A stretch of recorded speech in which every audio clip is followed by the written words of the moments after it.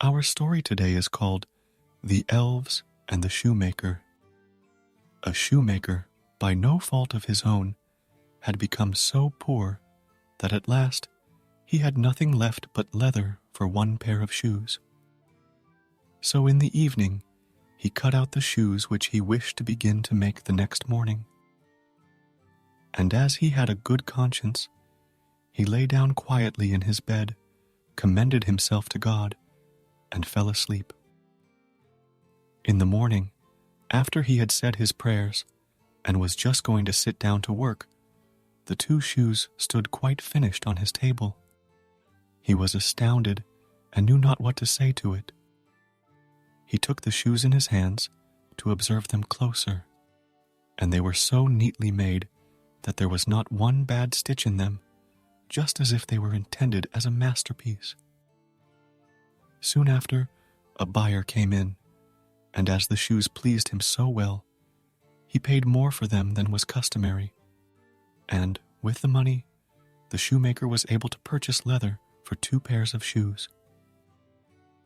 He cut them out at night, and next morning was about to set to work with fresh courage. But he had no need to do so, for, when he got up, they were already made, and buyers also were not wanting, who gave him money enough to buy leather for 4 pairs of shoes. The following morning, too, he found the 4 pairs made, and so it went on constantly.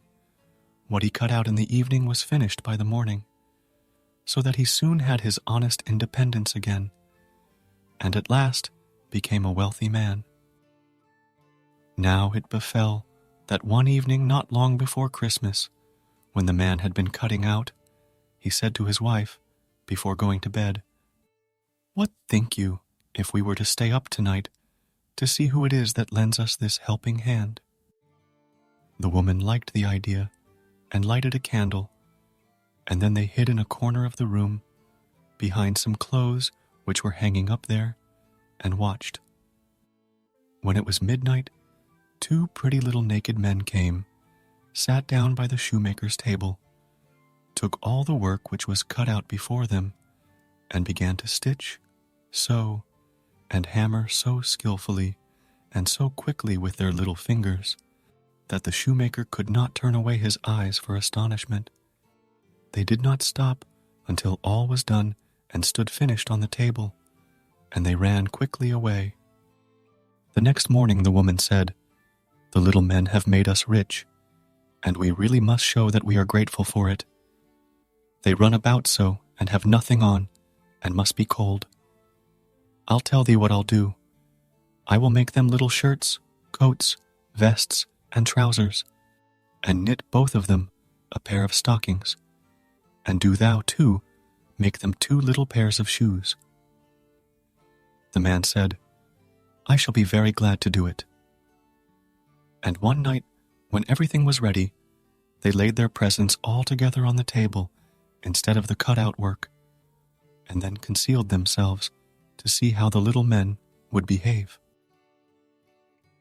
At midnight, they came bounding in and wanted to get to work at once, but as they did not find any leather cut out, but only the pretty little articles of clothing, they were at first astonished, and then they showed intense delight. They dressed themselves with the greatest rapidity, putting pretty clothes on, and singing, "Now we are boys so fine to see. Why should we longer cobblers be?" Then they danced and skipped, and leaped over chairs and benches. At last, they danced out of doors. From that time forth, they came no more, but as long as the shoemaker lived, all went well with him, and all his undertakings prospered. You just listened to a classic by the Brothers Grimm. Jacob and Wilhelm Grimm were German brothers who collaborated as authors, philologists, cultural researchers, and lexicographers to create the best-known folk tales of the 19th century.